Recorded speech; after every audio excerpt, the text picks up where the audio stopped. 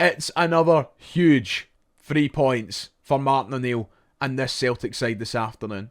Another huge 3 points that takes us closer to the top of the Scottish Premiership. It's 3 points that continues this monumental drive, this resurgence that we have seen under St. Martin himself since his return to the club around a month ago. It's a far from perfect 3 points, and we'll talk about that. But what matters most, it's a win. It keeps this run going on. It keeps the momentum, the faith, and just the general feeling that's been around this club going on for the next wee while. And as we come to the end of Martin O'Neill's tenure as Celtic manager, another huge win at another tricky venue. He has done more than steady the ship. He has restored so much faith amongst the support in this current Celtic team. And my God almighty, he deserves all the praise in the world for that alone. We have a lot to catch up on today. As I said, a far from perfect performance from Celtic, but there's a lot to consider. And ultimately, if you offered me 3 points in any fashion today, damn right I'd have been taking it.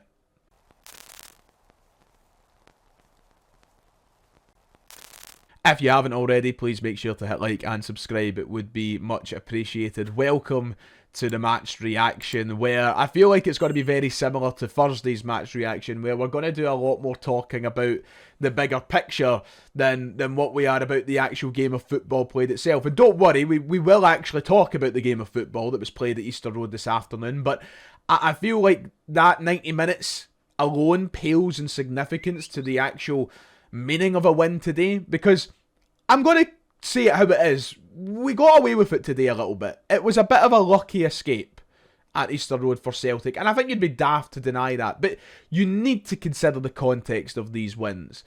And I've said that for years on this channel. I've said that when things have been going brilliant and we've been on 69 unbeaten game runs with Brendan Rodgers, and I've said that when it's been the lowest of lows, when we've been, kind of struggling to get across the line. Also under Brendan Rodgers, we've been at the highest of highs, we've been at the lowest of lows, we've seen it all in this last 10 years. And we've seen it all especially at Easter Road over these last 10 years. Our record speaks for itself. I'm pretty sure Ian Crocker said Celtic have only won like 5 of their last 18 games against Hibs at Easter Road. And that record itself is appalling, and it just shows you how difficult it is to win there. So I think, both things can be true. Celtic, generally speaking, were poor this afternoon. I think it was a 90-minute performance that I'm not going to remember anytime soon. It's one that I'll probably think about the result and nothing else. But it's also a game where it's a huge win, and that matters above everything. So both things can be true. It was a poor performance, but it was a hard-fought win, and a win that we should really cherish. The context is crazy, because if you go back to last Friday, and if you said to me, Martin O'Neill will get 9 out of 9 in terms of points, 6 in the league and 3 in Europe out of his next 3 games. If you offered me that, number one, I would have laughed at you, because I just didn't think there was any hope in hell that we'd walk away with 9 out of 9 in these last 3 games. But I would have chewed your hand off. I would have done anything to make sure that Celtic got 9 out of 9 in these 3 games. He's single-handedly brought us back to a position where very soon we could be top of the Premiership table. And he's also kept our European hopes alive in the same week. And you can say what you like about performance. Performance today wasn't good enough, and especially that second half, it was really poor at points. But sometimes that plays second fiddle to the significance of a result in itself. And one of the examples is what we got this afternoon. That is huge for so many reasons. We keep the pressure on Hearts. We take ourselves into a position where Sunday at Celtic Park against Hearts could be the game that puts Celtic back in the top of the table, and we don't look back. And just generally the feeling we've kept it going. This kind of euphoric feeling that's around Celtic right now. It's just charging on. And that in itself is just so important. So context matters when it comes to games like this. Easter Road, I mean, you'll take any sort of win, won't you? I've seen Celtic play so bad at Easter Road in these past few years. I've also seen them play pretty well at Easter Road in these past few years. But what matters is winning, and that's what they've done this afternoon.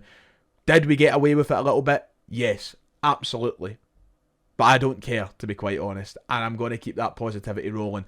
There are areas of concern. We will address that. We will talk about that. But It's pretty low on the points of concern for me right now. So let's talk about the game. Let's at least try to talk about the game today. The first half, it's one of those ones again, it's been typical Celtic this season, and it's stretched across both managers, I would say. Both Brendan Rodgers and Martin O'Neill have struggled with this squad in terms of getting a start-to-finish brilliant performance. It's been a team that works in, increments. We play well for 10 minutes, then we need to be bad for half an hour, or we play well one half and we're really poor the other half. It happened again today, because when that half-time whistle went, I remember turning to my dad, watching the game with him, and saying, that's arguably, I think, Celtic's best first half performance of the season. We've been a team that have done most of our work in the second half. I can't tell you the amount of times I've seen graphics pop up on Sky saying that Celtic have scored only, one goal in the opening 20 minutes of Scottish Premiership games this season. Stuff like that. Wild statistics that have basically backed up the point that Celtic have been slow starters and they've relied on late magic to win games. So the fact that we were 2-0 up inside, let me just get this right, 28 minutes this afternoon, and we're in real control of the game right up until the half-time whistle, I was thinking to myself, this is brilliant. This is our best first, and I thought we were on track to get in the perfect 90-minute performance at Easter Road. We were just really, really good. And do you know what the weird thing is? I actually think, I'm sitting saying here that the first half was perfect. It wasn't, because I actually thought for the first 10-15 minutes, Hibs looked like a far better team. But we weathered that initial storm really well. And then after that, we were in total control of the game. Some of the football we were seeing was absolutely liquid. We were seeing the likes of Hatate carry on his performance from Thursday and showing, why he still is a great player. We were seeing the likes of Yang continue on his performance from Thursday, showing that the point I made on Thursday, he's arguably Celtic's most effective winger. We were seeing Dyson Maeda look back to life, something we've not seen a lot of with Dyson this season. He's not looked lively at all, but we were seeing things like that. And defensively, as I said, after that kind of initial 10-15 minute storm we had to go through, we were solid as well. We were on track for a real perfect performance. The first half, I thought we were great. All aspects of the game, I thought we just looked really good and really comfortable. The goals, granted, we are gifted one of them, don't get me wrong, but we deserved them. We deserved both of them. We deserved maybe more, in fact. We were playing some really good football. The first one, of course, Dyson Maeda there to finish off the back of Hatate's pass, off the back of whatever was happening with the Hibs goalkeeper. But we probably deserved it. Engels, brilliant header, putting his head on the line, in fact, to get that second goal. Brilliantly worked. And it's once again Yang down that wing, that left wing, who sends a great ball in for him as well. We were just playing really, really well. Some really good stuff. Midfield, once again, the fluidity was there. They were understanding each movement. Something that I remember, especially in the first few weeks of the season, just wasn't happening. We couldn't find the balanced midfield. We couldn't find the midfield that worked best with each other. I think we're starting to see glimmers of arguably Celtic's best midfield three. If Hatate chooses to stay, that is. We might lose him in January and it might not mean anything, but Hatate, Engels and McGregor is clicking. The revitalised Callum McGregor we've seen under Martin O'Neill has been arguably our best player since he took over as interim manager. He's been unbelievable. And working with Engels and Hatate has produced all of their best work this season. Engels is unbelievable. So I thought we just looked great. And then you need to come over to that left-hand side with Yang.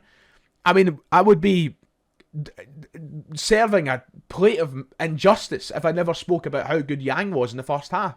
He was brilliant. He was up and down that left-hand side. He was sending in dangerous crosses. He just looked like a general threat. And as I said, that first half performance from Celtic this afternoon was just looking perfect. You're going in 2-0 up thinking, my God, when was the last time we led 2-0 at half-time? I generally can't, you can't really remember this season is it the first? I don't know. But we've rarely been up 2-0 at half-time. And especially away from home. So it was a really good feeling. It was especially off the back of a game like Feyenoord where you've given it your all. You could see some players struggling. Colby Donovan, the prime example, who had to go off at half-time, apparently had a slight knock. You could see some players were still, catching up from Thursday and still kind of suffering from the performance that they put in Rotterdam. And yet we were so dominant, we were so good. It's just a shame that we couldn't carry that on to the second half, and that still is a concern. It seemed like Celtic went back into their shell in the second half, and I don't even want to use the phrase that we thought the job was done, because honestly, it didn't come across like that. It's not as if Celtic were playing like the job was done. It wasn't anything to do with, complacency or incompetence or anything like that. We were just sloppy, we were poor, And Hibs came out with a real courage in the second half that if they got the first goal, which they did, you could feel the game was going to go on its head. And that's exactly what happened. Now, I know a huge part of this video is going to be people thinking, a huge part of the comment section in this video is going to be people talking about the penalty. Here's my opinion on the penalty situation. I don't know what the rules are anymore. I knew as soon as Scales, or the highlight came up of Scales with the handball came on screen, I knew it was going to be a penalty Hibs. And honestly, I don't even have any quarrels with it, because at this point I'm just defeated. I don't know what to think about it, because I don't know the rules. I don't think the SFA know the rules. I don't think anybody in the VAR room knows the rules. I wasn't angry that a penalty was given, because there is just no consistency in the game anymore. And I've seen them given before. I've seen them given for Celtic against Celtic. I've seen them given for other teams against other teams. At this point, I don't think anybody has a fucking clue what the rules are in this league. So I knew it was going to be a penalty. And it did flip the game in its head. Celtic were very, very nervy from that point on. I thought that we were struggling to play the same sort of football. We were on the back foot. The stats showed you that most of the possession was coming in Celtic's defensive areas and Hibs' final third. And we really did ride our luck for large portions of that second half. There's no denying that. Players who looked good in the first half suddenly became similar to them old selves. Yang was less effective. Maida wasn't getting touches of the ball. We had no identity down the right-hand side. The one big criticism I had of Martin O'Neill this afternoon, and I have very little, if basically no criticisms of Martin O'Neill since he came here, is I don't know how he let that right-hand side stay the same for as long as he did. McCowan wasn't doing anything. He wasn't affecting the game on the right-hand side at all. It wasn't working. And I really think that maybe Tenekte or anybody else really should have been on that park earlier. Maybe shift Yang out right, so that we actually had two wingers on the park rather than McCowan and a winger on the other side. It wasn't working, and it wasn't helped by the fact that Ralston's in behind him and he's one of the worst footballers I've ever seen. So it was a real imbalance about the Celtic side, and as the minutes ticked by, you could see that we were just more nervous about throwing the game away. Don't get me wrong, we got forward a couple of times, but I can't name many Celtic chances in that second half. In fact, I can name plenty of Hibs chances, and I can name the people who probably saved us from suffering drop points this afternoon. Kasper Schmeichel making a couple of huge saves. Liam Scales was colossal in the defence this afternoon, but we did just become sloppier. Because I admit, Trusty, for example, who has been brilliant since coming into the team, had a defensively fine game this afternoon. Some of his passes, some of his clearances were just really, really poor this afternoon. And I think there was just a nervousness that overcame the team in the second half. And as Wilfred Nancy emerges as the new Celtic manager over this next week, that is something that needs to be addressed. It is that inability to put together the perfect performance across sections and periods of the game, or even just as simple as two halves. We can't, under a new manager, keep this going. I said this last week against St Mirren. Look, there was a euphoria last week after we beat St Mirren. The Callum McGregor 90th minute goal, as there should have been, because we got a late winner at a tough place and it took us closer to the top of the table. It happens again this week. There's a euphoria because we've got 3 points at a tough place. It takes us closer to the top of the table. That euphoria shouldn't be stripped away by anybody, especially not me or anybody on a podcast saying, oh, this was bad or that was bad. But what I will say, and I'll reiterate the point I made last week, this isn't to make things negative because I'm fucking buzzing about another win today. It's unsustainable. We cannot keep that going. We cannot disappear in full halves. We can't become nervous. We need that quality injected into the side. We need those cool heads to be in the side. We did get away with it a bit in the second half today. And there's no escaping that. Hibs will probably feel a bit robbed over the fact that, they gave away a cheap goal. They should have had a few more towards the end. Like St Mirren last week, it could have went either way. But we fought and we fought hard. And I can't help, I want to make it clear again, Liam Scales, colossus in that defence this afternoon. He was fantastic. Defensively, such a sound performance, such a gritty performance. And those are the types of performances that even when we look sloppy and poor going forward with the ball, hey, if you want to flip it and look at the positives to what actually won us the game, you need to look at what we've done defensively, and Scales was a huge part of it. So, it was far from perfect this afternoon. That second half performance was on the verge of concerning for me. But as I said, context matters. We're off the back of a trip to Rotterdam in a gruelling Europa League game.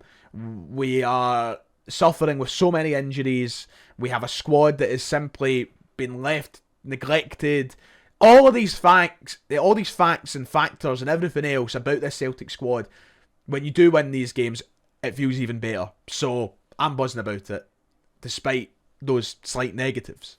I mean, Casper, what are you doing for the penalty, by the way, big man? You can dive. You know, you can actually make an effort. I'm joking. I'm giving myself a telling off. The guy saved this today, made a couple of huge saves towards the end of the game. Yeah, massive, absolutely massive, and I'm buzzing. The fact that Martin O'Neill has managed to turn this ship around like this and win these very important games, I don't care the manner of them, to be honest. After January, I'll start caring more about the manner of them when we hopefully inject quality into this side, when we hopefully have a squad that should be going everywhere and winning games convincingly. Right now, there's a reason why we're kind of trickling past opponents, and I'm not going to suddenly flip the record on. I'll change the record on that, or flip the script. So, yeah, buzzing. One thing I want to quickly say before I wrap this match reaction up, which I feel like has been all over the place. Match reactions are always all over the place, and I hope you appreciate them for what they are. One thing I will say is, can we in Scotland do something about the stadium situation and the crowds? Easter Road was miserable this afternoon via the TV. It perked up a wee bit after they got their penalty goal. But this is outrageous. The cutting of allocations, the empty seats everywhere. We're harming the game. As a neutral, I turn that on, see all the empty seats and go, this looks pish, and turn it off. I'm not saying this as the kind of blind, green-tinted, spec-wearing Celtic fan. This is it's just miserable. It's a sorry sight for the game. Easter Road's always empty when we play them. Always. And I don't know why they're cutting allocations to make it emptier. They've done themselves out of, 100 grand or something today on tickets they could have sold. Makes no sense. I'm not saying that teams should start giving free stands to Celtic every week, or Easter Road should whore itself out to Celtic to give us more than what they usually would. But it's getting to a pathetic level, and I feel very strongly about it, because we should be doing our best as a nation to make the games look like more of a spectacle and look better. And if that means that there's going to be more away fans in the stadium, then do it for the benefit of the whole game. My God, I mean, St Johnstone gave us free stands in April. They beat us 1-0. You shouldn't let it affect you. It's still your home turf. It's just one of the things I feel passionate about. Anyway, that'll do it. A big win on Wednesday, and then a win against Hearts, and suddenly everything's hunky-dory at Celtic again. Wilfred Nancy will be coming into us on top of the league, looking down on you know who. So hopefully that's the case. If you've enjoyed, make sure to hit like and subscribe, and I'll see you all next time.